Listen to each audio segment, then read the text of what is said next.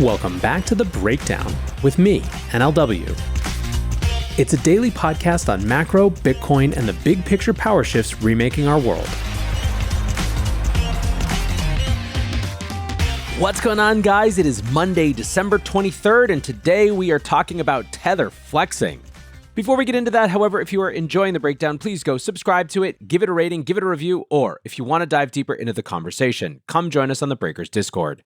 You can find a link in the show notes or go to bit.ly/breakdownpod. All right, friends, how's it going? Welcome to your very last regular episode of the Breakdown of the year.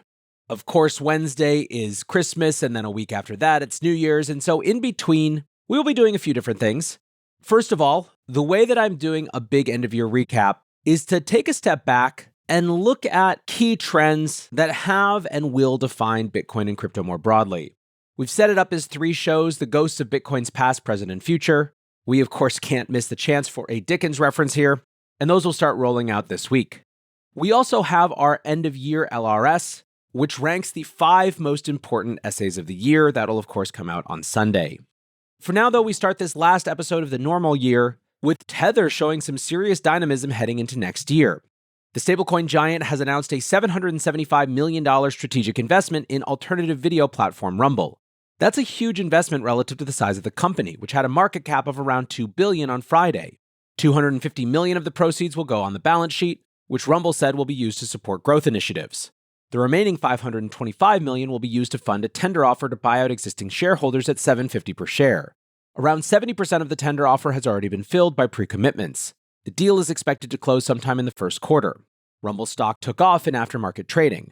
It was up around 50% to reach $11, which is a 2-year high. The announcement comes a few weeks after Rumble committed to adopting a Bitcoin treasury strategy. The company said that they would be purchasing $20 million worth of Bitcoin from existing cash reserves. No word on whether they've actually purchased any Bitcoin as of yet, but we'll find out when the company reports Q4 earnings in March. Rumble didn't mention Bitcoin in Friday's announcement. It was much more focused on larger strategic goals. CEO Chris Pavlovski said, "I could not be more excited about this collaboration with Tether for a number of reasons. First, many people may not realize the incredibly strong connection between the cryptocurrency and free speech communities, which is rooted in passion for freedom, transparency, and decentralization. Pavlovski will retain his supermajority voting control of the company. Rumble said he would not be selling more than $75 million worth of his stake, which is currently worth over $1 billion. Tether will take a minority shareholding position and will not have the right to appoint members to the board of directors." A statement from Tether CEO Paolo Ardoino spoke to a shared vision, commenting, "Tether's investment in Rumble reflects our shared values of decentralization, independence, transparency, and the fundamental right to free expression. In today's world, legacy media has increasingly eroded trust, creating an opportunity for platforms like Rumble to offer a credible, uncensored alternative." He also hinted at some much grander plans, adding, "This collaboration aligns with our long-standing commitment to empowering technologies that promote freedom and challenge centralized systems, as demonstrated through our recent collaborations and initiatives. Beyond our initial shareholder stake, Tether intends to drive towards a meaningful advertising, cloud, and crypto payment solution relationship with Rumble." Notably, alongside the video platform, Rumble also operates a fledgling cloud services business. The move comes at the end of a year in which Tether has invested heavily in projects that would increase the scope of the company. A few months ago, Tether said that they were partnering with large commodity traders to settle deals using their stablecoin. The company has also made a wide range of venture bets covering cryptocurrency, biotech, AI, and other emerging industries. Also on Friday, Ardoino said that he had, quote, "just got the draft of the site for Tether's AI platform. Coming soon, targeting end Q1 2025. We don't have any real details about what that will entail, but Tether is clearly going wide to transform the company beyond stablecoins." This is one of the largest investments made by Tether to date, but it comes at the end of an insanely profitable year. According to Tether's attestations, the company made more than $10 billion in profit, making them likely the most profitable company ever on a per-employee basis. Broadly speaking, then, there are 2 ways to understand this investment. And basically, this deal is very much a bet on the Trump era. For Rumble, there's never been a better time to try to take market share from YouTube. The freedom of speech narrative hasn't been this popular since the Reagan years. Pavlovski hinted at this idea, tweeting, "Having Tether as a partner is like putting a rocket pack on the back of Rumble and free speech. Just wait. We'll likely see Rumble continue to increase creator payouts and begin to offer Tether and/or Bitcoin as payment options. For Tether, this gives the company a huge increase in control of the media narrative on an emerging platform. This could help boost the perception that their stablecoin is being used in the real world by introducing it as the payment rails for the platform. Tether also spun off a decentralized video messaging platform called Keat a few years ago. The tech might make it possible to transform Rumble into a decentralized platform. Eiko Lang of QStar Labs wrote, Tether casually dropping $775 million into Rumble while teasing 2025 AI plans. USDT isn't just playing stablecoin anymore. They're sitting on $10 billion in profits and building an AI-powered media empire. The real question, what does Paolo know that we don't? The other explanation is related to persistent Tether conspiracies. However, this one doesn't take a lot of red string to figure out. Nick Carter tweeted, Tether invests in Rumble, looks at Rumble's VC backers, looks at who ran the SPAC. Oh, there's going to be a lot of conspiracies about this one. Narya Capital, the venture firm run by Vice President-elect J.D. Vance and Vivek Ramaswamy, led Rumble's last private funding round in 2021, with participation from Peter Thiel. Incoming Commerce Secretary Howard Lutnick's firm, Cantor Fitzgerald, ran the SPAC that took the company public in 2022. After closing the SPAC, Cantor ended up with an 8% stake in the company worth around $67 million. It doesn't take all that much imagination to think that that's where the bulk of the more than $500 million in exit liquidity is going. To add some further intrigue, around $700 million in Tether was redeemed on Thursday night ahead of the announcement. This is the largest Tether redemption since 2022, and could imply that Tether are using their own stablecoin to manage corporate funds, boosting the circulating supply. Marco Minopo of Primitive Ventures thinks this is a pretty clear play, tweeting, Tether making a $775 million investment in Rumble is just buying political goodwill from the Trump administration. It's less than 10% of their annual net profit, which is an extremely cheap way to buy favor. Now, so far, no one is accusing there being anything illegal or really even improper about this deal. But there's no doubt the stakes of Tether's relationship with the US government are high. According to the Wall Street Journal, Tether is currently under investigation by the DOJ. The question is if and how Tether fits into a potential future US regulatory regime. Still, I think while all of the palace intrigue sort of stuff is fun, it seems pretty clear to me that Tether is taking advantage of being extraordinarily profitable and leveraging that money to head into new orthogonal directions. I, for one, have certainly been baited by that AI platform teaser announcement, and I will be watching closely to see what that actually is. Now, a few smaller stories to close out this episode.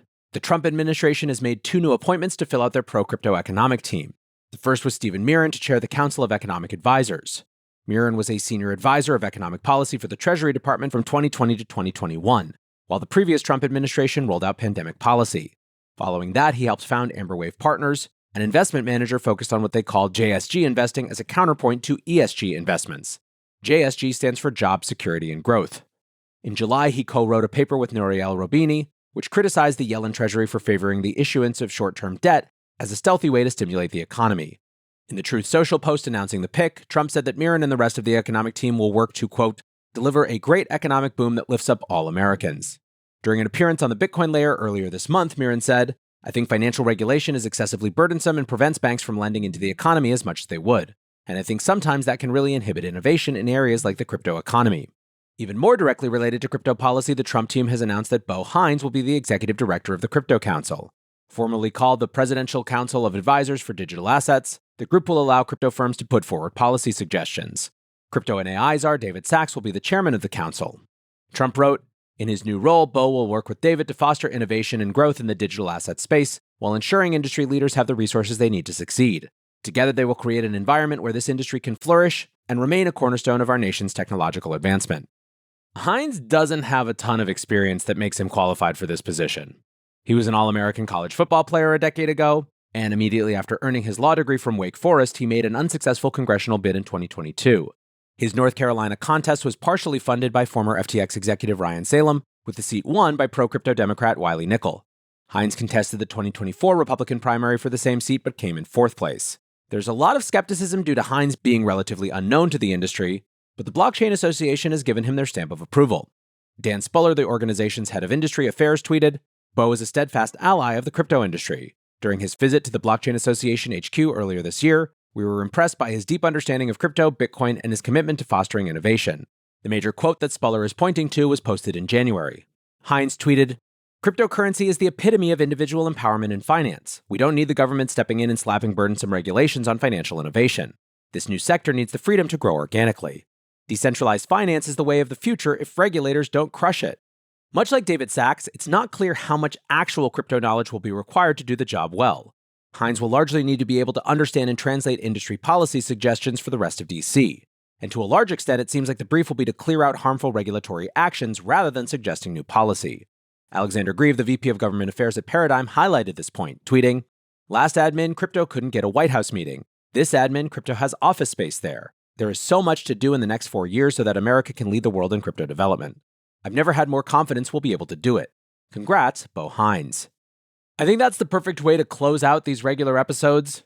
Obviously, the story of 2024 has been this incredible transformation of Bitcoin and crypto, from still coming off the sting and stink of FTX and Luna to being enshrined in the American financial system through BlackRock and the spot Bitcoin ETFs, to becoming a major political issue and now finding its way into the White House via the new Trump administration.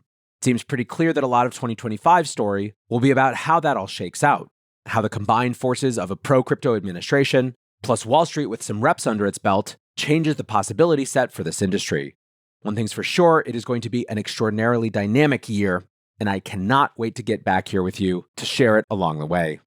For now, though, truly appreciate you guys hanging out all throughout the year. Hope you are headed into a wonderful end-of-year cool down. Merry Christmas to those of you who celebrate, and until next time, be safe and take care of each other. Peace.